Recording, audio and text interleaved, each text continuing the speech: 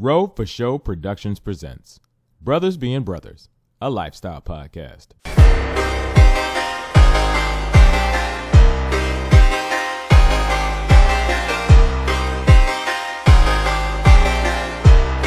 Welcome to the Brothas Being Brothers Podcast. I'm your host, Roushell Hamilton Jr., a.k.a. Roushell, and I got my boys Macronay and King Robinson, a.k.a. K-Rob, with me. And this is a new podcast that we're doing, and, this podcast, we're three brothers we're brothers. And, with this podcast, now, what I do is, I work in airport communications, and, I'll let them go through, and I'll let them, matter of fact, I'll go ahead and let them introduce themselves before I go any further. So, fellas, why don't y'all introduce yourself?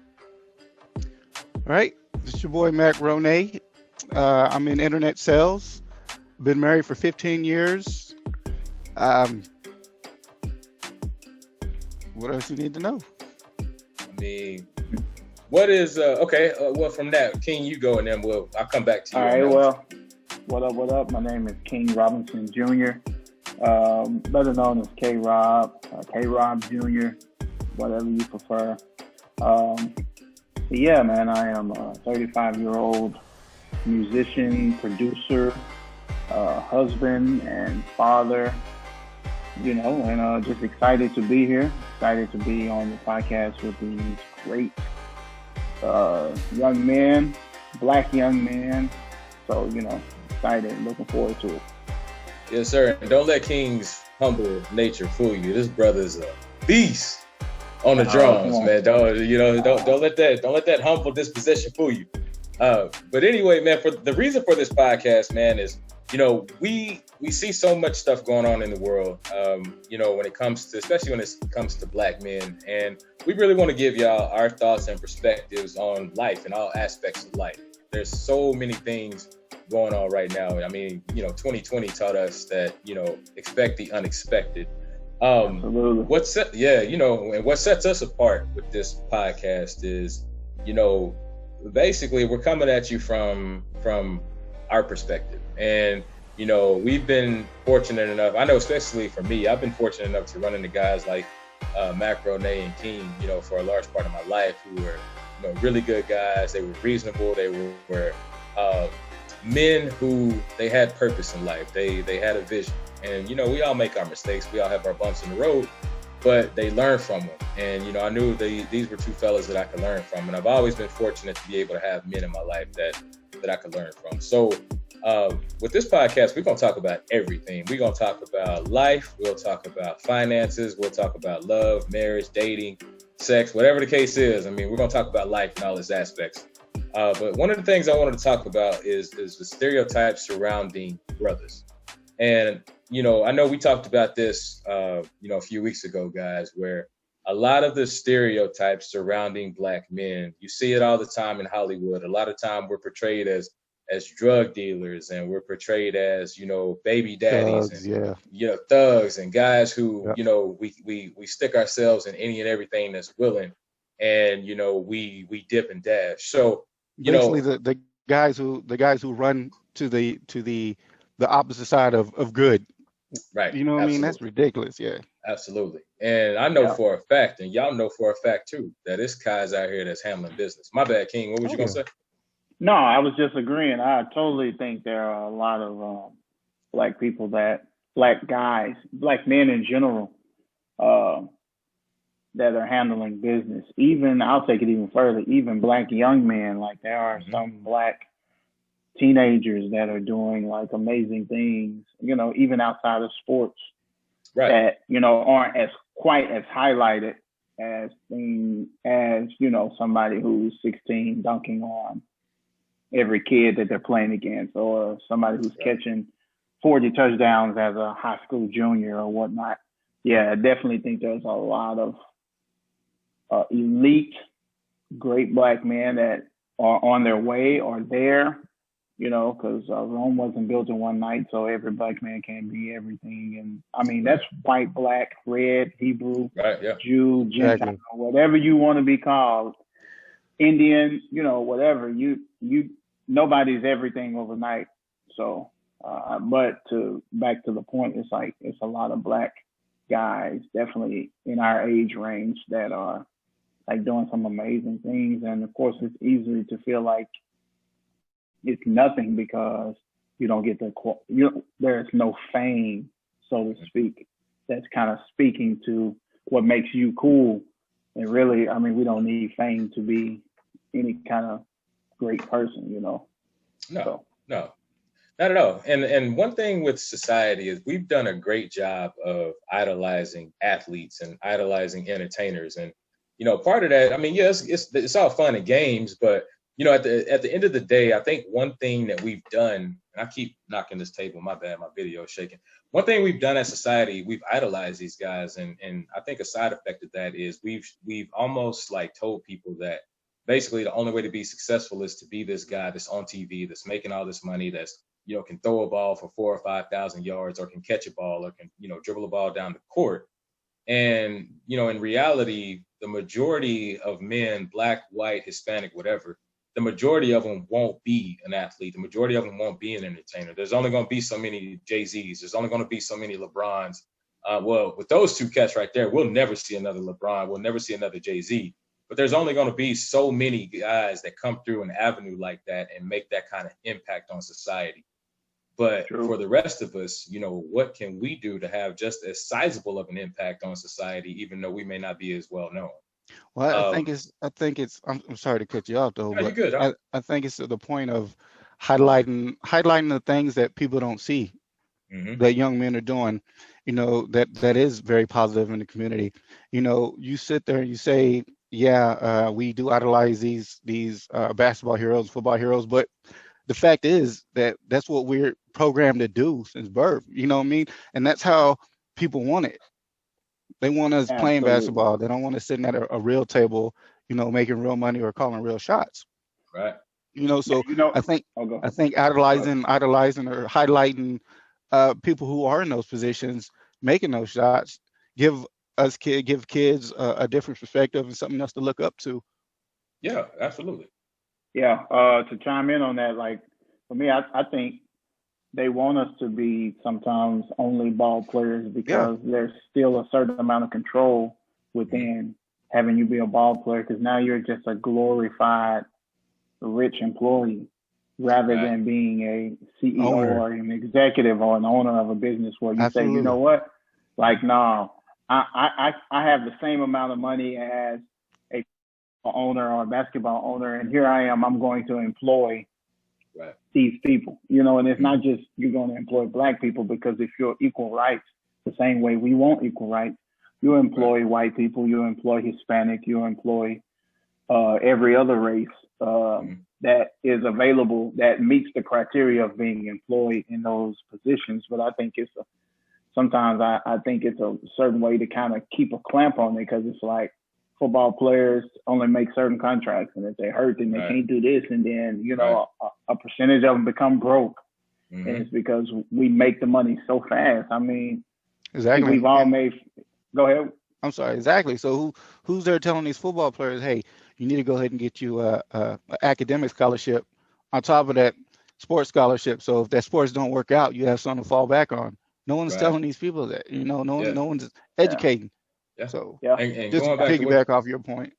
No, you're right, because, you know, I read a stat that they said, you know, 70% of all professional athletes are broke within their first 5 years of retirement, which is a staggering number. Because, you know, when you hear about these contracts, man, I mean, you hear about, you know, NFL players that get these. Well, the NFL is a bad example when it comes to contracts, because with the way they structure their contracts, they'll put these flashy numbers that say, you know, 5 years, 6 years, you know, $250 million. But in reality, that contract may only be worth like 125, 130. Yeah, it's a breakdown bunch all of the when you break a bunch you of cut things out that all go the into fluff. it to be guaranteed. But you know what? Like, I can applaud basketball because contracts are guaranteed. But you know what? One thing I learned is that they actually do, as rookies, for a lot of sports entities, they make you take like these classes about like money saving and all that. And so if they're making you take classes, then that means like there's some kind of cultural disconnect. Well, as Black people, man, we're not doing enough of telling people about certain things, man, and we got to make choices as in overall to put ourselves in positions that we don't have to like work 93 jobs and we can't teach our kids about nothing, and so we just throw them to the wolves and say feast the famine. You know what I'm saying? And it's like you know, and when we get to that point, because everything you do has a cause and effect to it, and we like to think that the little ones don't and the big ones do, but it's like actually all of them do. When there is more responsibility and accountability, and overall, like things will become better. We'll be able to like actually teach young men about how to be a saver, man. Because my dad taught me things about it, and he made a lot of money when he was growing up, but my dad wasn't the absolute dopest with his money management. And that's something I can talk to him about in his face. I'm not saying nothing that we haven't had a conversation about. Right. My mom used to be like, we shouldn't do that. And my dad be like, we'll be good. And, at some point it kind of nicked him in the butt a little bit. But seeing that, and I think all I had to do was need or want money. One time I didn't have it. I was like, yeah, I know what that feel like. And it could have been to buy a burger. It could have been in high school. I don't even remember when it clicked for me, but I've always been a little more cautious about how I spend my money. It's a little more premeditated. Call me scared, call me whatever, but I've always had money to take care of the necessary things I need to take care of. So at some point I'd like to think, you know what? All right, cool. I'm smart about it. But check out that perception. Check out that perception. You just say, call me scared. Call you scared because you know how to save your money. You know what I mean? That's the perception of someone. I got money. It's mine. I'm gonna go do all the things I wanted to do. So I mean, that's just the type of perceptions that we're trying to overcome. As far as the stereotypes of how to manage your money and yet still not look like a scrub, I guess, or whatever perception you want to call it. You know what I mean? And that's sad. Yeah, I agree. I totally agree with you, man, because I think we reciprocate like a certain amount of things with like having money. You know what I'm saying? And I,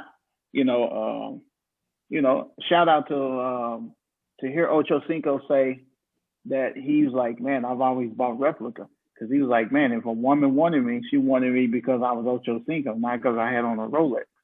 Right, and not that life is about like chasing women or seeing, if you can get the best version of a Kim Kardashian or or Megan Good or whoever or what have you that we would deem like somebody worthy of having based on these looks and this glamour.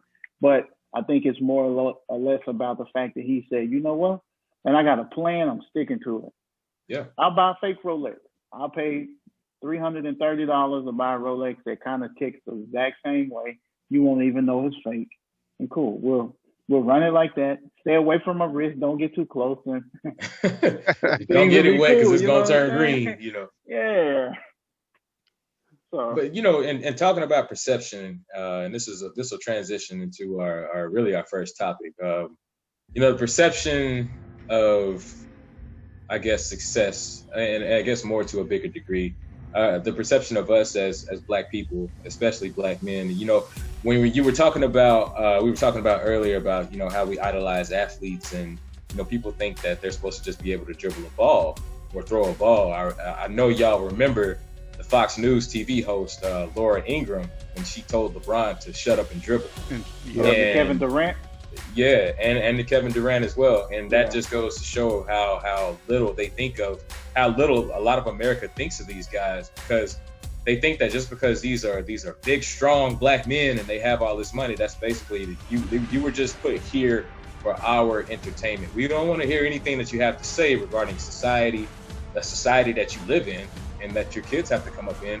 We just want you to entertain us. We want you to be this big, strong, burly Black dude, dribble the ball and catch a ball, but we don't want to hear your opinion. And when it comes down to the perception, that perception plays into what happened yesterday. Because one issue, and I know y'all gonna have a lot to say about this, so I'll keep mine short, but one issue that's been brought up about the events that took place on the Capitol building yesterday is the fact that, when Black Lives Matter protesters were having peaceful protests, now the majority of them were peaceful. Yes, some people got out of hand in some of them, but the majority of Black Lives Matter protests were peaceful. And we saw the images, we saw the videos of police in riot gear. We saw the videos of police, assaulting these protesters. And the only reason why these people were protesting in the first place is because we're literally telling them, stop killing unarmed Black men and women. Violence and brutality. And, that's why the Black Lives Matter protests were going on. That's why people were saying, say her name, say his name. That's why Black Lives Matter was upset. That's the whole reason why Black Lives Matter even started. Now we have this group yesterday of Trump supporters, MAGA supporters, whatever you want to call it. We have these people who stormed a federal building, a federally protected building.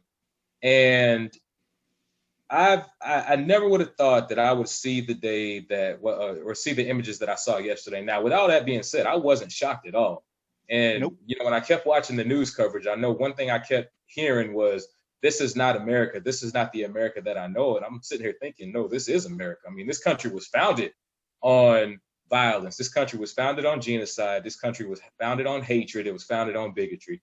Let's not act like America's history is spick and span, because it's not. America has a very dark and bloody history. But going back to the perception, it was the fact that when I saw the videos of the police letting these protesters in, like literally removing the gates and letting these people in, I saw a video of a cop helping one lady down a set of stairs. I saw another video of a cop taking selfies with some of these protesters on the Capitol steps. Mm-hmm. And it's like, bro, wait a minute. Now when Black Lives Matter was going on, I saw some videos of Black Lives Matter protests who were literally just standing there not saying nothing to the cops. And the cops were throwing them on the ground, hitting them with batons, gassing them hitting them with the tear gas, hitting them with rubber bullets. And here it was, these people were able to infiltrate and basically perform a surrection, an act of treason. They were able to access the chamber. They were able to access the chamber building or the chamber offices. They were able to get into Nancy Pelosi's office and all this other stuff. And I see this and I'm like, man, this is insane that these people were able to do that. But the big reason why they were, because the cops didn't see them as a threat. They automatically see us as a threat. And I realize every cop is not bad. I realize every cop doesn't think like that, but far too many of them do. And that's the thing. That's really the takeaway that I got from yesterday, was the fact is like, wow, people, I know a lot of the commentators kept asking, how was this possible? And I'm like, well, you got to understand how this was possible. This was possible because these people aren't viewed as threats. Black men and Black women are viewed as threat automatically. And especially when it comes down to these athletes, the thing with these athletes is the fact that the very thing that makes them enticing and entertaining on the field and on the court is the very thing that can get them killed off of the court or off of the field. Aggression. The fact that they're bigger than most people, the fact that they're faster than most people, they're stronger than most people. That's the scary thing. So, having said all that, I want to get y'all's thoughts on what happened yesterday and just get your perspective on it. Well, I think the first problem is calling them protesters. They're not protesters at all. They're rioters. They're terrorists. I think that the first, and two, I don't know if anybody else saw, but they were flipping through images, and they had the guy in Nancy Pelosi's desk, and had another guy in the chamber jumping over a pew, and this guy had zip ties. Why do you have zip ties? Right. What are you doing with zip ties? Right. You're not just coming to make protests. This was a terroristic threat. Absolutely. Mm-hmm. And they found pipe bombs around the Capitol building. And there was the one young lady. I know there's been reports of 4 people dead. I know I saw the video of the one young lady who was trying to climb through the window, and the police officer shot her. And I saw a lot of the responses on social media today that really kind of just took me back, because a lot of the responses that I saw, of course, there was people on there making their jokes. There were people on there saying, hey, it's unfortunate that this young lady died. But in reality, she really kind of brought it on herself. But another reaction that I saw was the fact that there were people that automatically said, "Hey, she was unarmed. Why did the police shoot her?" Because she was breaking into a federal building. Right. I'm like, dude, she was breaking in a federal building. And on top of that, based on things that we've seen from this young lady, she did not go there with the best of intentions. Nobody was there with the best of intentions. Oh, did she have go ahead. Did she have like a Trump flag or something wrapped around her? Yeah, she had a Trump. It was a Trump flag or some kind of backpack or something. Yeah, but I think this one seemed a little more like what's the word when you use, flagrant, as far as like trying to maybe get through the window and let it be known that. I think that's what it is. But you know what's funny? Well, going back to what y'all saying, even outside of the death, is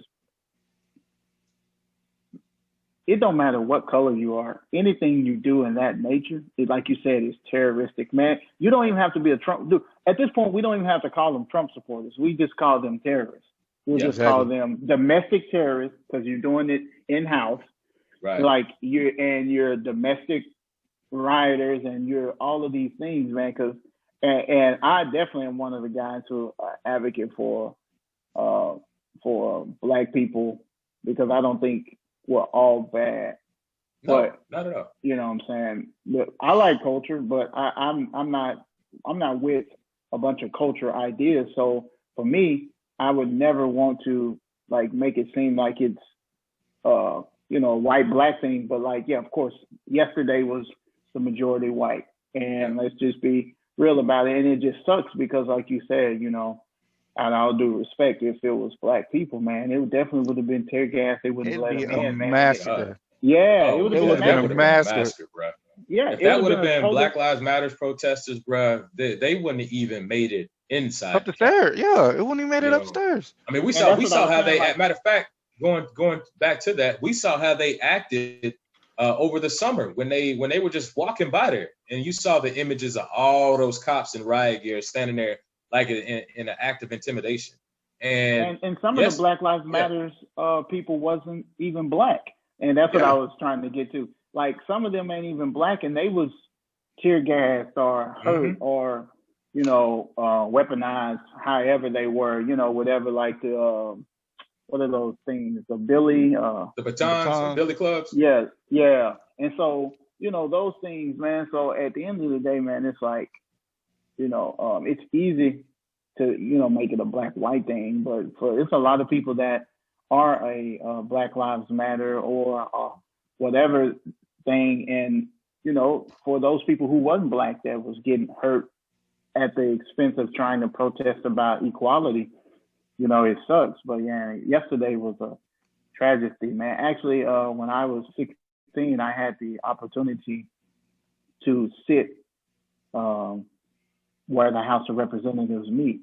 If anybody knows, that's sacred. Only a House of Representatives will ever get to sit in those places. Right. It's actually not even up for like a tour, none of that. And I was elected to this thing, National Young Leaders Conference. I was like in the 10th grade, 15, 16, and the House of Representatives of the area I lived in back in New Houston, that they allowed us to go sit at where the House of Representatives, where they meet and stuff. And I thought that was cool. But yesterday, like, it kind of became extremely surreal, even though that was like, literally over 20 years ago, like a place that is so sacred, man. Dude, I remember going through all of these security and all of this stuff, and this was before cell phones was hot. I didn't have, and it's like all of the stuff that we had to go through even to visit the area, like how they got in there like that, it like you said, it's almost like an inside job. Yeah. It's almost like, hey, we coming. What's up? Oh yeah, I got you. We in. But you know what? It was building. They had plenty of time. This was all on social media for a few days. Yeah. I mean, for our government not to see that coming and then not be prepared at the Capitol is just it's blatant, like, disrespect, what I feel like, because had it been, Black Lives Matter, they would have shut that shit down. Or sorry, they would have No, shut you that good. down down Pennsylvania Avenue before they even got up the stairs. Yeah. You know what I mean? And it just frustrates me how there's a double standard. Yeah. Big time. And that's the thing is that, I was talking to one of my buddies earlier, and he was kind of in so many ways he was asking, Ro, what is it that we're missing? And he's a white guy, but he's a really, really good dude. And and it's like I told him, he was like, well, dude, how much time do you have? Because the thing about it is, this is what we've been saying. And when I say we, I'm talking about Black people in America. The sad thing is that it's taken all of this to shake up a lot of people's conscience. It's taken all of this to shake up a lot of people's vision. You really kind of started to see, I guess, a change in the tide, when George Floyd got killed. And, Exactly. The thing about that is, the thing that made that hit the way it hit was the fact that, and so many other instances, we're saying, hey, this cop did this cop did that, but it's not on video. That entire ordeal was on video. You literally saw this man's life leave his body as this officer had his knee on his neck. I mean, the guy's handcuffed. He's no threat. He's telling you he can't breathe. And you hear the life leaving this man's body. You see this man die on camera. And it's sad. And I say all that to say this. It's sad that it's had to take extreme measures like the George Floyd incident, like the Jacob Blake incident, like yesterday's incident. It's sad that it's had to take this for a large part of America to see what we've been trying to say for decades. Mm-hmm. And, I guess if you want to call it a silver lining, I guess it's the fact that all of this is, starting to get exposed, and people are starting to see like, hey, these people, they're not lying. These people, they're not just making this stuff up. Now, of course, there's always, some bad apples in every bunch. We get it. And, Exactly. Black Lives Matter we're not even saying that everybody is innocent. All we're saying is, stop killing people that are unarmed. I mean, if a person is doing something that causes them to get pulled over, okay, we're not asking you to excuse these people's behavior if they deserve to be punished. We're not asking you to do that. We're literally asking you not to kill this person that doesn't deserve to be killed. Now, if a brother is out, pointing a gun at a cop and he's trying to shoot a cop, okay, well, naturally a police officer is going to do what a police officer is trained to do. But in a case like George Floyd, in a case like Alton Sterling, Eric Garner, Sandra Bland, all these other cases, we're literally asking you to change your perception, change how you view us, change how you operate towards. We're asking you not to kill us if we don't deserve to be killed. That's the problem. That's the problem. You said the problem. Well, you said how they're trained. They're going to do how they're trained. That's the problem. How they're trained. That's another element. Absolutely. Yeah. Absolutely. A lot of people have to remember everything flows back to like just the origin of any makeup. It starts at the head. I mean, like it flows down. Anything that starts one way starts however whoever built it, like it's gonna trickle down from generation to generation. It's gonna trickle down based on who started, and and the difference is the process can always start over, because now you can have a new head, and it's gonna trickle down. Whenever you get a new head, it's gonna create a new trickle. So I don't want somebody to think, well, Bob started 100 years ago, he was a great guy, and then his son took over at 55 years, and then it became bad. Well, then that means the son was bad, not the dad. And you can't make the dad bad now that it's trickling down the way the son did, because the son is going to come in and actually like set up new shop. Yeah. So, we definitely have to just be conscious that, and remember, like it flows down, like you said, Macronay, like you said, that, people have to remember that like these guys are trained, and, clearly they're trained to see a color. It's funny. kind of sometimes hate to hear that I don't see color. Because no, I see a white person, I just don't judge them. Exactly. Based on their color. Like, no, actually we should see the difference, because actually that is what people make the world go round. And not one person is one color, nobody's fingerprint is the same, nobody's DNA is absolutely the same, and to that extent. So at the end of the day, no, I see a difference, but in our differences, I don't treat you any different. You know what I'm saying? And I would like to hear more people say, you know what? Maybe I don't understand what it is to, maybe I enjoy my white privilege, or maybe I enjoy whatever privilege I have.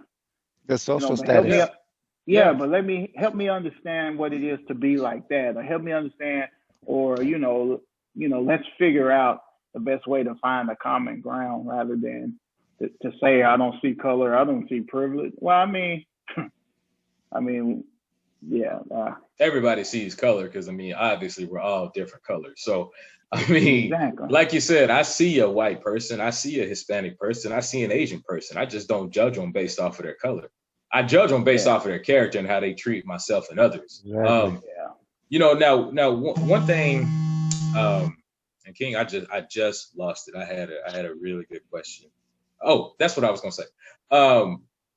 You were talking about how we need to have the conversation about our differences. That's another thing that a lot of Black Lives Matter people are saying. Look, we just want to have the conversation, and we just want people to hear where we're coming from. We want people to acknowledge that, white privilege exists. And, we just want people to understand that, hey, we're saying, look, this is what's going on. White supremacy is a real deal. White privilege is a real deal. All we're doing is asking you to hear us out, open your mind, and listen to where we're coming from. That's the only way that any of this is going to even begin to start to turn around, is people. And I guess that goes back to us as a country. When I say us, because we're all Americans, but it goes back to people being willing to admit that this country's history is tainted. This country's history is blooded. And you could even put that even going all the way back to the education system. Because I remember when I was coming up, Christopher Columbus was portrayed as a hero in kindergarten and first grade. And, we were told that, hey, he discovered America, and, he did this, and it was the Nina, the Pinta, and the Santa Maria, and they did this, and they were heroes, and da-da-da-da. And then you come up later on in life and you realize that Christopher Columbus was a monster. Christopher Columbus was a murderer. Christopher Columbus and his boys, they were wrecking shop. And then it even goes back into, you could say, the education system as well as Hollywood, because I remember as a kid playing cowboys and Indians. And, we were taught that the cowboys were the good guys and the Indians were the bad guys. And then when I realized the history of where all of that came from, it's just like, oh my God, what are we teaching these kids in schools? What are we basically call monsters heroes, and the good people bad guys. The people that were here before them, we've portrayed them as the bad guys. Now, to show you how ruthless that is, not only am I going to come over here and take your land that you've been living on for centuries or however long, I'm going to come over here and take this land. I want this land. I see it. I'm going to take it. And I'm going to, murder a lot of the native people. And not only that, but throughout the course of history, I'm going to paint these people as the bad guys. And, so America has a lot. If America truly wants to turn this around, and this is why you keep hearing that term systemic or systematic systemic racism, because it is a system. You see it in the education system. You see it in the real estate industry. You see it on job interviews. I was talking to a friend earlier where I read an article about he was a Hispanic gentleman. He couldn't find, he was having a hard time finding jobs. He kept marking down on the application. He was trying to be honest. He kept marking down on the application where it asked for your race and nationality and all that. He marked down, Hispanic male. And the dude's name was like Jorge something. I can't remember his last name. So, just out of nowhere, he really kind of started thinking like, man, you know what? I think I'm gonna switch this up and because he had a funny feeling that he was being passed over, because the dude was qualified. in some cases more than qualified for the jobs he was applying for. And he had this inclination to switch stuff up on his application. So on his application, he starts marking that he's a white male and that his name was George. I think it was like George Jones or something like that. He started writing. When he switched it to white male George Jones, his phone lit up. So, you know, when we see articles like this, and, you know, and this dude had proof. I mean, he had video to go along. He documented what he was doing. So when you see stuff like this and you hear the stories of, you know, Black families that walk into banks and they have better than good credit to be able to qualify for a home loan, but they're getting denied for a white family whose credit is not as good. When you see these kinds of things and you hear these kinds of things go on throughout the different industries, throughout the different time periods of America, we see just how deep the system of oppression, the system of racism is. So, you know, the fact that, you know, all people are doing is asking people to just have an open mind and say, listen, this is affecting us from all walks of life. Just listen to us. That's literally all we're asking to do, because all we want to do is have a conversation. Yeah. Because conversing and understanding and comprehending is the only way this is going to turn around. This is not going to turn around from having the riots and the protests and everything else. It's not going to turn around from that. It's only going to turn around when people start listening, and not only listening to understand instead of listening to respond. So let me ask y'all a question. So from what happened yesterday at the Capitol, do you really think eyes have been open, or is it just saving their skin for their political career, or us as America as a whole? Do you really think eyes have been open? Well, as far as that's a two-part question for me, because as far as American citizens, I think a lot of American citizens' eyes were open, but as far as politicians, no, because, you know, I'm glad you brought that up, because that was another issue that I had with what happened yesterday. All of a sudden, after everything happened, you started having these politicians, especially ones on the Republican side, you started having them say, oh man, you know, I condemn this, and, you know, this is not the way, this is not the way. And the ones who were going to object to the Electoral College, all of a sudden they wanted to take the high road. This is like, no, you contributed to this, right? Because you've known, as has the rest of America, that there's been no evidence of widespread voter fraud, and you continue to throw this same tired storyline. This election was stolen. My video just froze up. Okay, you continue to say, you know, throw out these crazy conspiracy theories. You continue to do this. We've been trying to tell y'all that Donald Trump was dangerous, that Donald Trump did not belong in the White House. People had been telling them for the last 4 or 5 years what this dude was about. And when yesterday happened, I wasn't even shocked. I mean, it was literally a matter of time. And I mean, he had really been saying what he was calling for the whole time.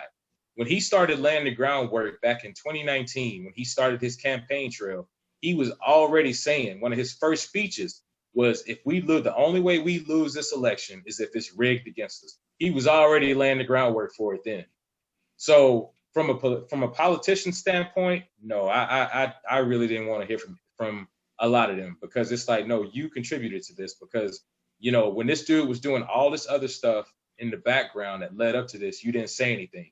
You know, you didn't call him on it when he was bringing about, I can't even name anything specific. I mean, there's so much of it out there, you know, but you didn't call him on any of this. You know, you was laughing about it. You were going along with it in a lot of cases. And now all of a sudden it took somebody dying, and it took for these people to do something that we've never seen in history before.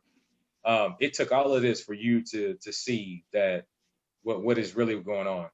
It took all of that for you to see that, hey, what you're doing, this is not a game, this is real. And now 4 people have lost their lives. 4 families will never be the same, because these people were going off of conspiracy theories. They're watching these, you know, Fox News and Newsmax and One American Network is throwing around all this crazy stuff. And now all of a sudden, people want to wake up. When I saw Twitter disable Donald Trump's account, it's like, dude, now y'all want an applause for that? Like, dude, Donald Trump been throwing stuff out here throwing this bull jive out on Twitter for the better part of a decade. You know, I remember when he started saying, Facebook did it too. Mark Zuckerberg. Well, and I was upset with Mark Zuckerberg as well because, you know, you call him Zuckerberg? Yeah, man, because Zuckerberg, or as Lil Boosie calls him, Mark Zuckerberg. But I was upset with him because it's like, dude, you putting out this self-righteous statement that you've disabled his account, but bruh, you've been called on at Capitol Hill and Congress and Senate meetings and everything else, but to get a quell on the disinformation and everything else that's been put on over Facebook, and now all of a sudden you want to take this drastic action. Everybody wants to get ahead of this. Right. It's like, dude, your chance to get ahead of this was, 2 or 3 years ago. You could have been ahead of this. But I want to bump in and answer that too. Yeah. My bad, man. I got to go. No. You good. What I think it is that it's like how you champion a person, and then when they don't become that person no more, you're ready to jump on the next bandwagon because you're still self-centered and you're only worried about your gain. And people don't see that because deception is one of the ultimate all-time winners, even though it shouldn't be. And I'm not saying it's like a good thing, because in the end it doesn't win, but it's at an all. Let me say it like this: deception continues to be at an all-time high, and it's for the greater good of like the selfishness that a person possesses. Because it's like Zuckerberg is looking like, or Twitter is looking like, well, in 13, 14 days, there's going to be a new regime. So let me figure out the best way to just be cool, because the rest of the world and everybody else is still going to be using my platform, doing this, that, and the third. And I need to start on a new playing field. But it don't really work like that. But people are going to use it anyway, because I feel like social media is not going to get the backlash it needs, because it's an outlet for people to have the voice they think they have. And so at the end of the day, you'll always have it, whether they would have done that or not. Like Twitter's going to be popping next week and the week after. And as long as there's something to be trending, it's going to be popping. And as long as people want to keep taking pictures and say, look at me, this, I feel like this, I feel like that, then there's going to be Instagram, and then, Facebook, for the people to post their, thoughts and opinions as well. So for me, man, I don't know if it brought light. I think it just continued to like bring light to how people really think and feel. I just think that when things brush over, it'll possibly go back in certain regards to the way things were, because I don't think the one thing that people seek in life is power. And I don't know that people are willing to give up their power in retrospect of equality or some other things. Like power is bigger than like, equality or anything that sounds like somebody's going to have the same playing field. Like it's always got to be this, and you know what I'm saying? If I'm going up, I got, and I feel like that's why I don't know that it will necessarily bring about as much change as we want. Now, I would like to be wrong, but I mean, in my short lifespan here on this earth, like you said, there's an understanding that we run this world. And you just here. And, I'm not sure of any other way to perceive it in my shoes, because I've had to live that life or see those things happen. You know what I'm saying? So it's a sad truth, but hopefully, I mean, I'm hopeful, but I definitely understand reality, and I'm always okay with acknowledging the reality, so that I don't get so hopeful that I become oblivious to like what's going on. Right. So like I try to have a decent amount of reality and hopefulness simultaneously. Let me answer that question. So yeah. So in the past, you see things happen, just tragic incidents that happen to people of color, Black, Latino, Asian, whatever, and it gets a little bit of news attention and then it just dies out. Yeah. Nothing else. Now, because of George Floyd and the Black Lives Movement, with that, I feel momentum going. I've never felt momentum. I feel momentum. Then with what happened yesterday, kind of, I want to say, propel that momentum to where I think it's teetering on the wall of which way is going to go. Are we going to get change, or are we going to stay? So that's what I feel. I feel like, American wise, I think eyes have been open, but as far as politicians, I think they're just trying to get ahead of something and staying with their careers, because that's why they close their eyes to a lot of dumb shit Donald Trump was doing to further their careers. Mm-hmm. You know what I mean? So politicians, I don't think anything's changed, but I do feel some movement in America. You're right. Yeah, I agree with that. I feel the same way. Yeah, I agree 100%. Another angle from yesterday. Another thing that I noticed, and it's crazy to even say this, but actually, no, it's not, because with COVID going around, one thing I noticed yesterday, and this is going to be another thing to really pay attention to in the next 2 or 3 weeks. A lot of those people didn't have masks on. And I was that's another thing I was looking at. I'm like, bro, are you serious? Like, we in the middle of a pandemic right now. We still in the middle of the worst pandemic that we've seen in over 100 years. Exactly. And now we have this new variant of COVID that is, I guess, even more contagious than the other variants of COVID that's already been here. I guess that's if you feel like you can break into a government building with appointed, lawmakers in there, what do you care about COVID for? What's COVID going to do you if you feel like you can break into a government building? It's just crazy to see how, and that just shows the thought process of some of these people. Whatever you want to call them, but this just shows the thought process. What's COVID going to do to me? That if I can walk right into this government protected building, push through the police, knock over police, and be escorted out nicely. What's COVID going to do to me? Well, a lot of them didn't even believe in COVID. Oh, my bad, King. Go ahead. No.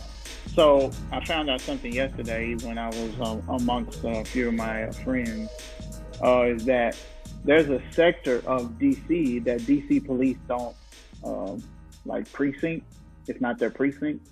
Oh, yeah. Their jurisdiction? That's not. So a lot of the Capitol building areas and stuff is out of their jurisdiction, because I think I've heard people say, well, where were the police? Well, ma'am, when any of that stuff happens, that's out of their jurisdiction. That's out of the area that they police. So, like going back to what you said, like, when other people were protesting, the Black Lives Matter was protesting outside the White House, I mean, they had these barricades and all of these police ready and all of this. So there is no reason that they should have been able to even halfway do that. Yeah, and then, I mean, there's so much to say behind that, but with the mask thing, well, let me ask this: have any one of y'all two had COVID? No. Nope. I know I know quite a few people that have had it. I got a homeboy that's fighting right now. I've had. Oh, you got COVID? So okay. So with that, tell us your experience with that. All right. So during the wintertime, I have allergies, and for me, I've learned how to keep them under control. So most of the time when they first flare up, it's like it can be I get a lot of head pressure and headache. So this particular day, I was like, man, I'm feeling a little drowsy. I was like, man, maybe it's getting this, I could feel the season changing. It was kind of about the, beginning of September. I was like, ooh, the weather, get older, your bones talk to you a little bit more. Yeah. And so like I started having like what I thought was like a headache from allergies, because I have like a lot of sinus. Yeah. Deal with like a lot of sinus pressure in and they turn into headaches. And so I I thought it was that, man. I took my temperature one day, and it was because my wife felt me, and she was like, "Man, you seem so hot. You okay?" Because I was real quiet. I was just watching TV, and I was just like, "Oh yeah, just thinking some allergies, headache go away." So, dude, she took my temperature. It was at 103.8. I was just sitting on the couch watching TV, just chilling with some cover on me. And she was like, "Babe, that's not good." So she started, putting like ice, like like a cold towel on my head. So you didn't feel hot? You didn't feel like you was burning? You just thought it was just a regular sinus infection? I thought it was sinus. Yeah, man. Well, my pain tolerance is a little more higher, and so she took it, and so going through the night, she got it down to like 100.1 through the night. Like every hour, 30 minutes, she put a cool towel on my head and got it down. So the next morning, we woke up and went and took a COVID test. By the time I got to the place, I was at 99. So the fever had broke. Right. And I never got a fever again. And I took it and tested positive. Now, I never had loss of taste or smell. I just really dealt with like body chills and body aches and a little nausea. That's what I dealt with. And it was about maybe 3 days, 4 days at the most. But within a week, I was like pretty cool. Only thing I dealt with was after COVID was when I was hungry. I would feel nauseated. As soon as I eat, it would go away. Then maybe about a week or two after that later, that kind of went away. But other than that, I didn't have like such a horrible experience with it. Now, my wife did though. Oh man. Oh, wow.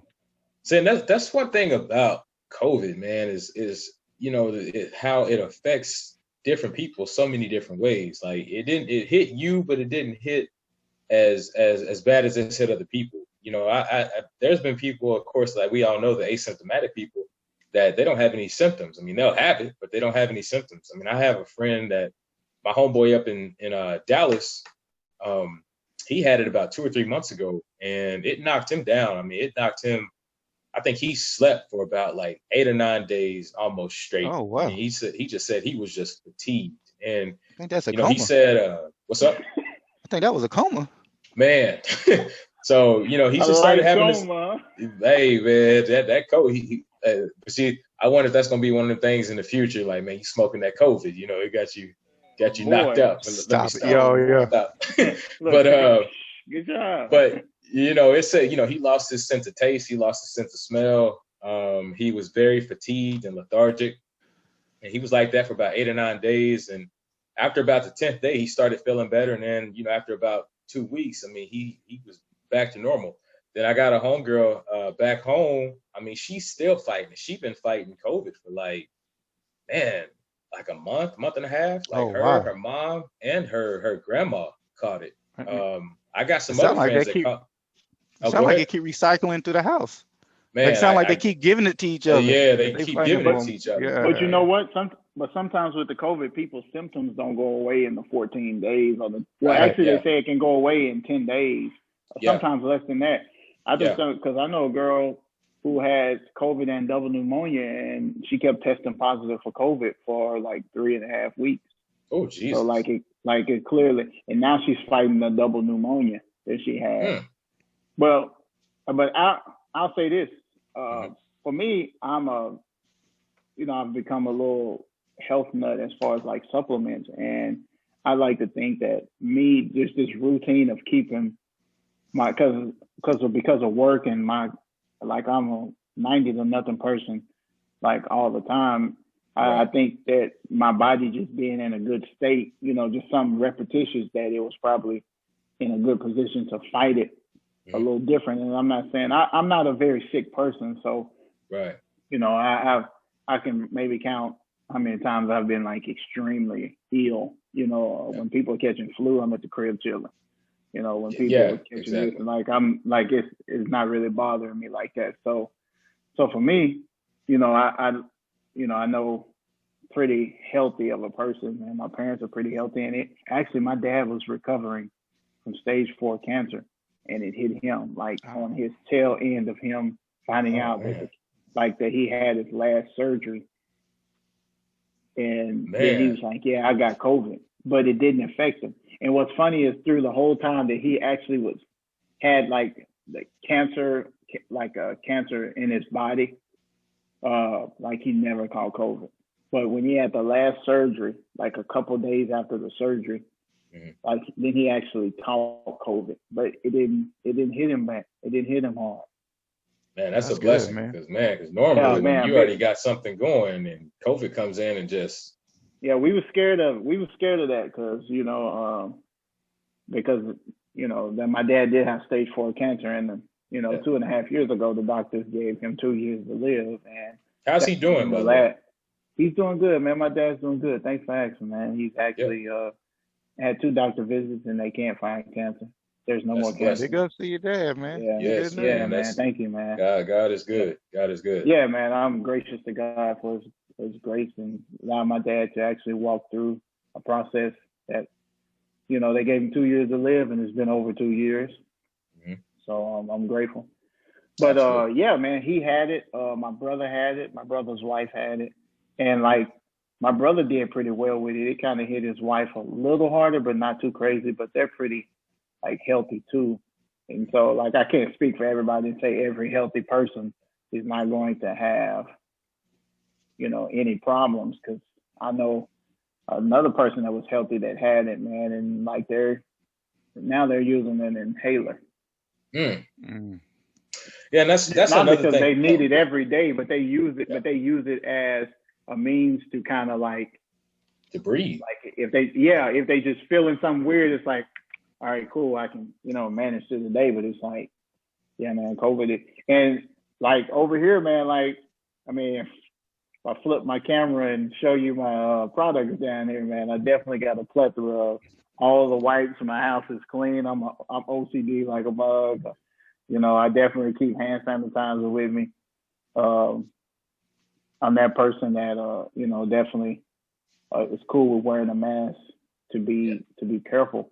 Not because it's always me or I'm scared or I'm freaked out or it's taking away my rights. But man, it's just like anything else. Everybody is not always responsible. My mom used to tell me, when you're driving a car, you don't drive for yourself. You got to drive for other people, because most of the time, if I'm driving straight, nobody's on the road, and I ain't doing nothing stupid, and I'm not like impaired, there won't be a reason to wreck.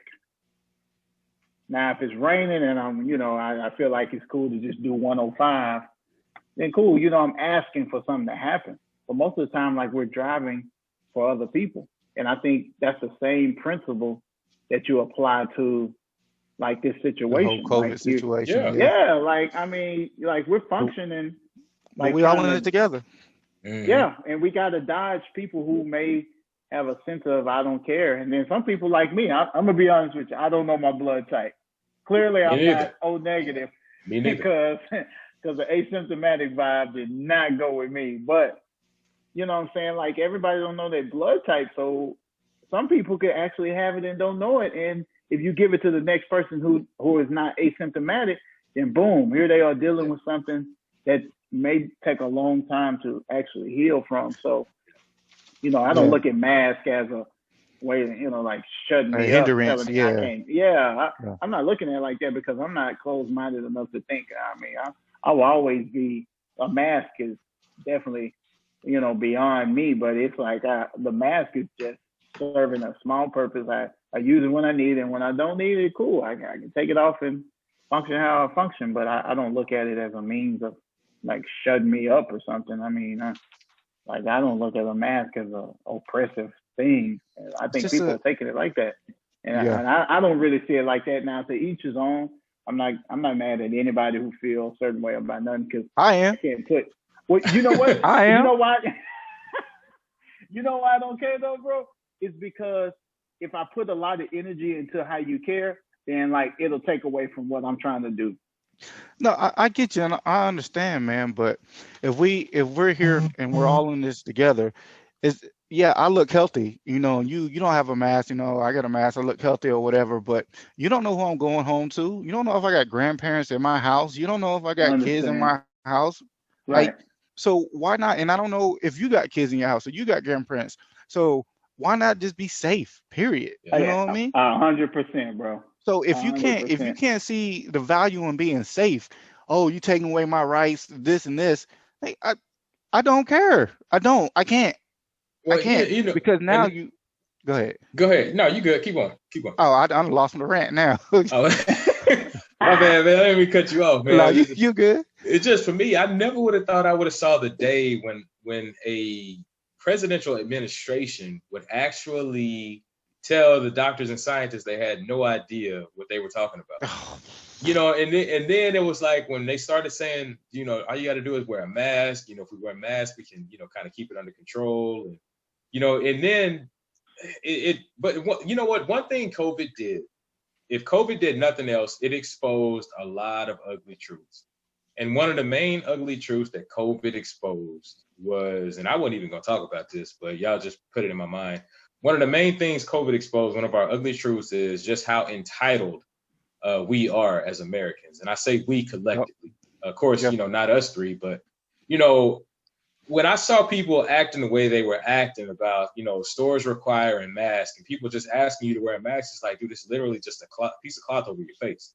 And, then next thing you know, people are saying, oh, it's against my rights and I'm oppressed. And it's like, bro, you have no idea. If wearing a mask makes you feel oppressed, you have no idea what oppression is.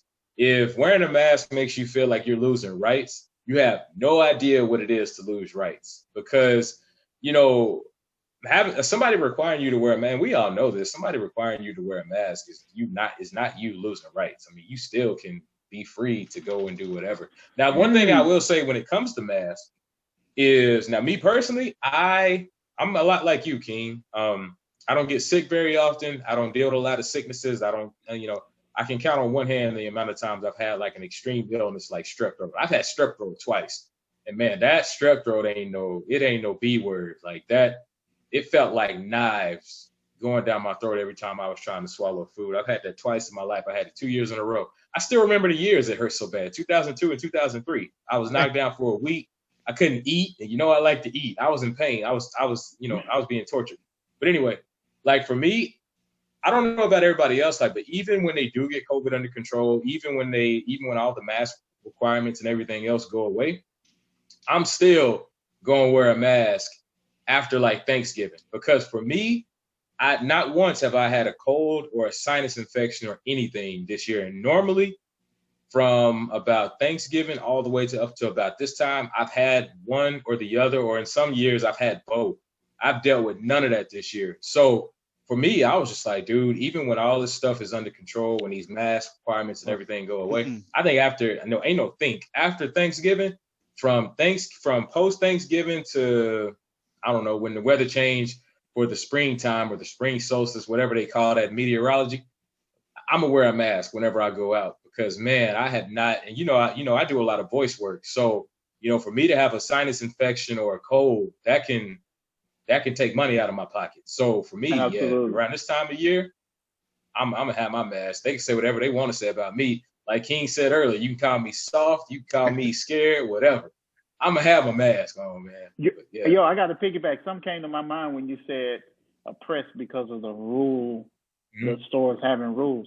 So do we call it oppression, or do we call it taking away the rights when a club tells you have to have a certain dress code to get in this club? Facts. Do we call it taking away the rights when they say shoes and shirts required to come in the store? Was that taking away the rights? Facts. Is it taking away the right?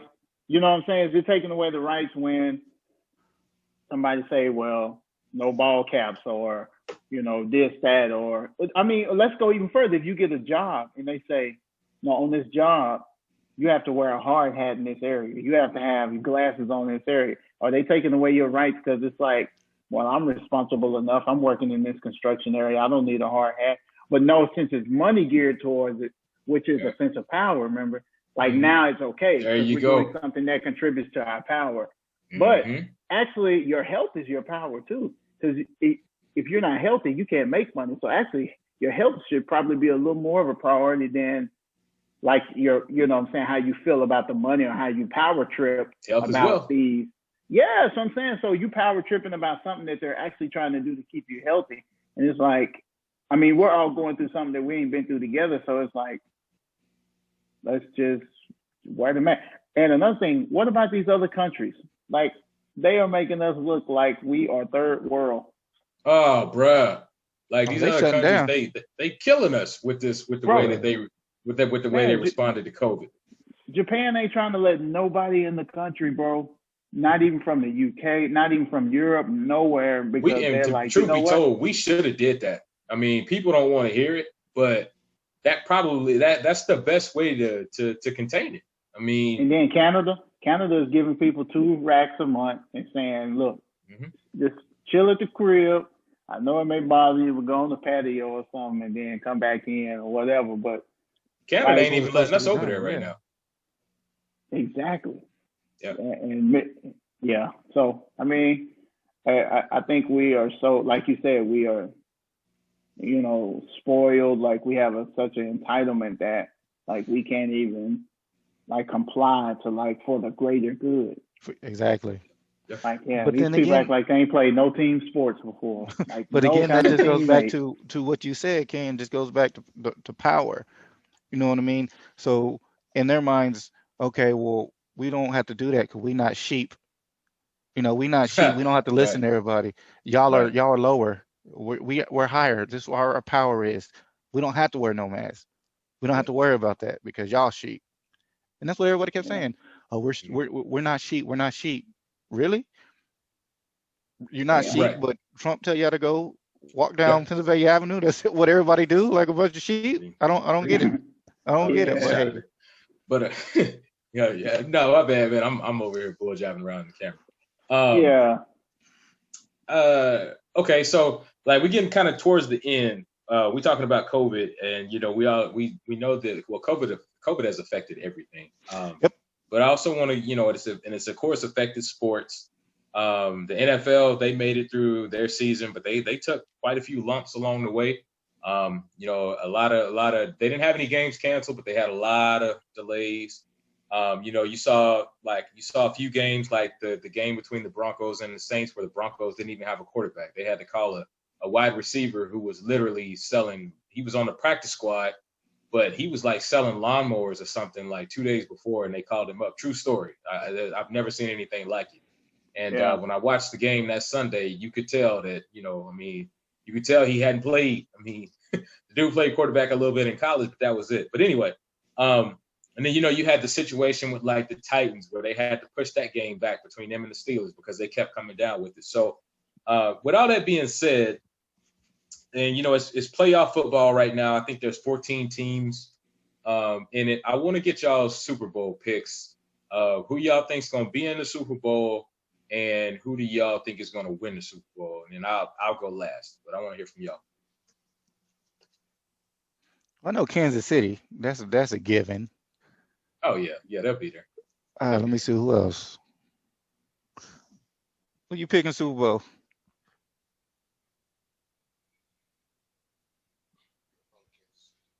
And who else?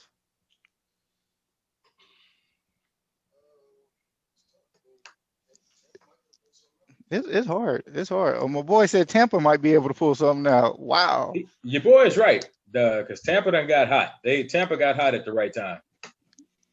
Yeah. I definitely would not bank on Tampa. On my word. Only thing that is going to kill Tampa is if they got to play Green Bay at Lambeau Field when it's 1 degree outside, a negative 28 degrees.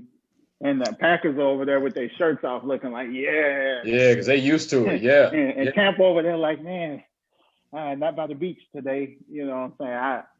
To be honest with you, man, the NFC is a toss-up. I can't even really say, but I think it'd be probably Kansas City and Green Bay or Kansas City and, like, New Orleans.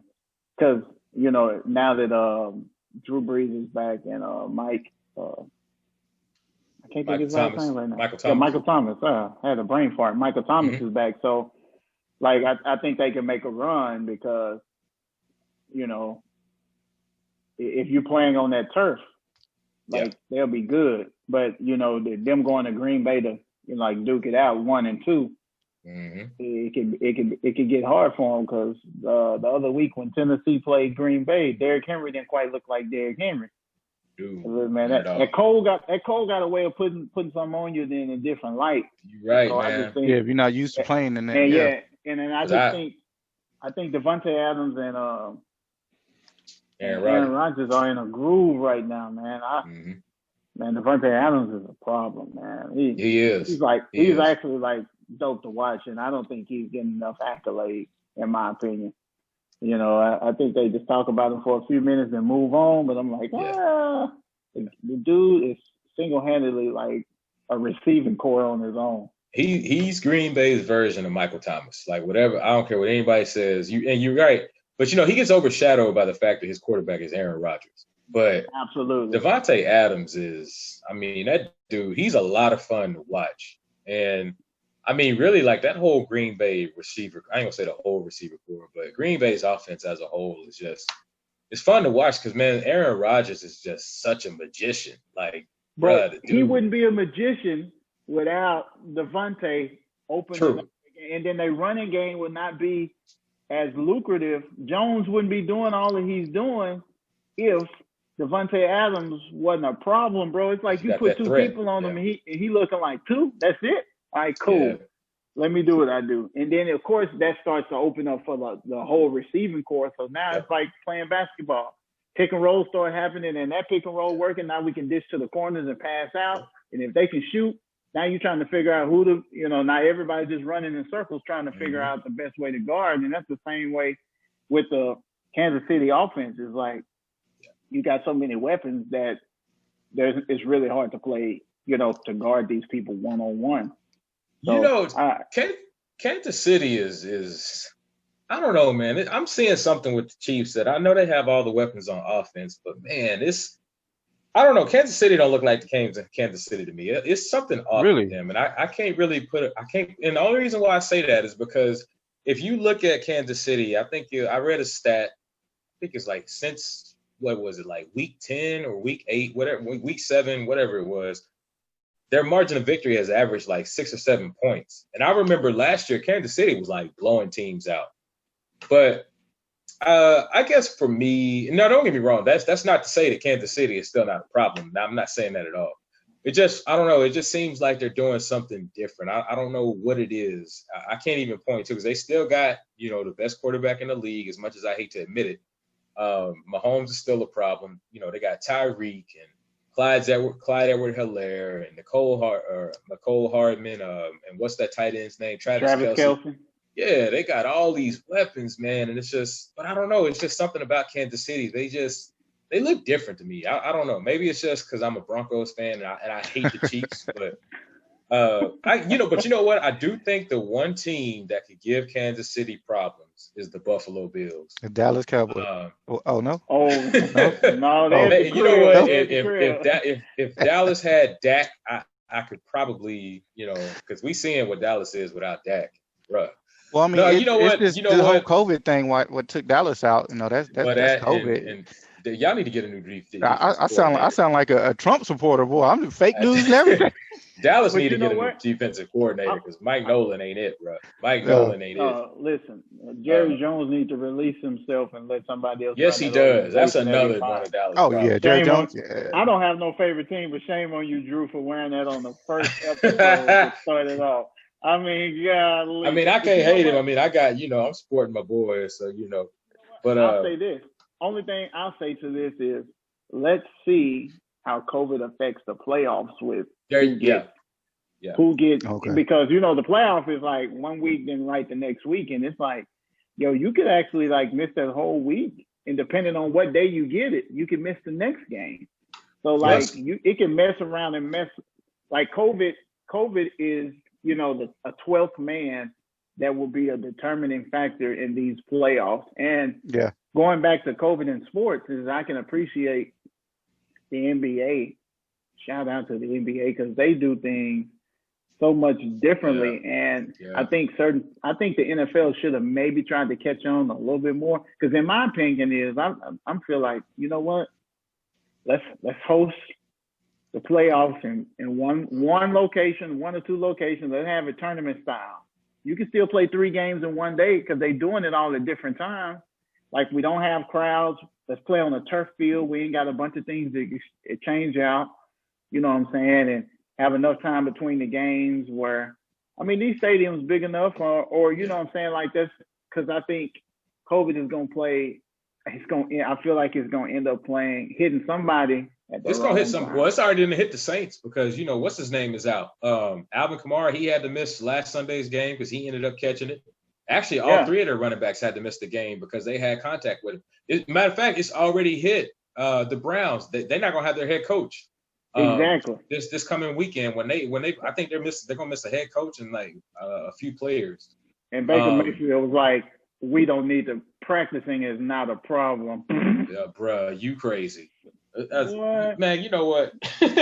But I guess my Super Bowl pick, man, I'm gonna go against the grain. I'm gonna say it's gonna be Buffalo on the AFC side because I want to see the Bills. Yeah, I would love to see the Bills represent the AFC in the Super Bowl because they've been garbage for so long. And they quarterback, Josh Allen, I like what he's doing. But I think it's going to be Buffalo on the AFC side. On the NFC side, I'm going to have to say Green Bay.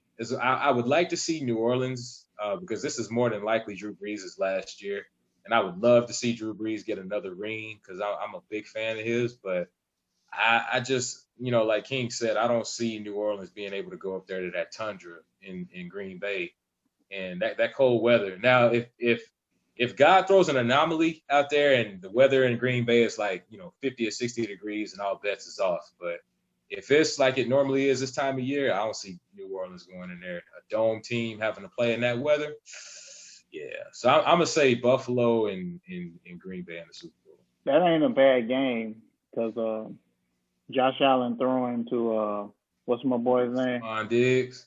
Stephon Diggs, man. That guy left Minnesota and was like, all right, let me show y'all something. Right. I got something. Give me a quarterback that's just going to at least put the ball somewhere near me, man. I feel like him and Devontae Adams don't be getting enough like accolades, man. They don't. Like, because I mean, Stephon Diggs changed life in Buffalo. I mean, as much as I hate to admit it, because they killed Denver a few weeks ago, and so you know, I'm a little upset. It's easy to kill Denver. Come on, hey man, watch your language, man. Don't be getting on the podcast cussing, man. Don't be getting on the podcast cussing, man. You know, Denver wasn't even good when Peyton was there. What the defense? Hey man, defense was.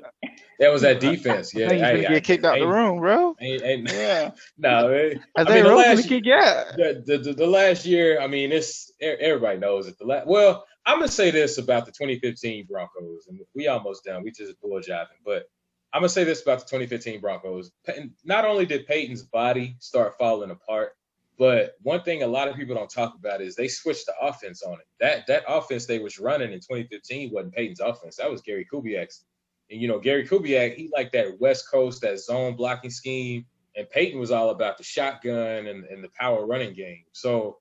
You know, and then they went through and they tried to merge the both of them, and the Broncos got a lot of lucky breaks that year. And I remember running into DeMarcus Ware in Walmart one day randomly out in Grapevine, super cool dude. And I asked him, I was like, bro, what was it about the 2015 season that just made it that special? And I mean, the dude literally told me, he was like, man, look, we as a defense, we knew everything was gonna fall on us, so we just went out there and we had to ball out. And he said, you know, people can make what they want to make about Peyton in the offense, but you know, that's the thing about a team is, you know, those nights when we knew Peyton in the offense didn't have it, we knew it was gonna come down to us in the defense. And he was like, man, look, we welcome the pressure. You know, we didn't run from it. Like we like the fact that, look, this is on us. We got to go out here and we got to get it. So, man, bro, that was a cool conversation, bro. Yeah, that linebacker crew with Trevathan, and then they had him, DeMarcus Ware, and Von Miller on defense. Von Miller. They both were animals at the time. I mean, we talking about 5 years ago. I mean, Von Miller is probably, I don't know what he's doing. Well, he was injured this year, so. I know. I was just being funny, but see, man, we're gonna end this, man. You know. No, I'm just saying. I'm messing with you. That year, but I mean, bro, all they were doing, they was like piranhas. Yeah, bro. You could, and then wasn't Talib on the Talib, Talib in the secondary, Chris Harris Jr. I never liked that dude Talib, man. Are you on the Talib fan? No, not at all, bro. But the dude is he's good at football. Well, he was good at football. He's a very good football player. He's a color commentator now. Who? Yeah, I've seen that. Talib. Yeah, I didn't like his attitude, man. Yeah, he's definitely one of them. He's definitely one of them. He was one of them. He was one of those boys that he just did not care. Snatching people's chains. Yeah, he was Tebow on the field, snatching chains and everything, man. Yeah, man, he's doing too much, man. But yeah, well, you know what? That wraps up our first episode of the Brothers Being Brothers podcast. Fellas, y'all want to say anything? Like, this has been a blast. I love it. Yeah, man. I would just like to say, go ahead. My bad. No. That's all I was saying. Go ahead. Macronay. Yeah. I just like to say, yeah, man. I think it is a blessing that we can be on here to give our opinion, to reach people who maybe need some advice. And I like that this is a platform to do that. And I know we'll have more content. This is our first show, but I know we'll have more content that, might actually start touching, people that may have problems, and may give them certain options to do. So, I mean, I think it's a good platform, and I'm very honored to be on it, man. Yeah, I piggyback on that. Like earlier today, since it was the first podcast, I know I'm comfortable and I'm just talking, but it was like, man, just in case I get choked up, I'm gonna write down stuff. And I wrote down something. I was like,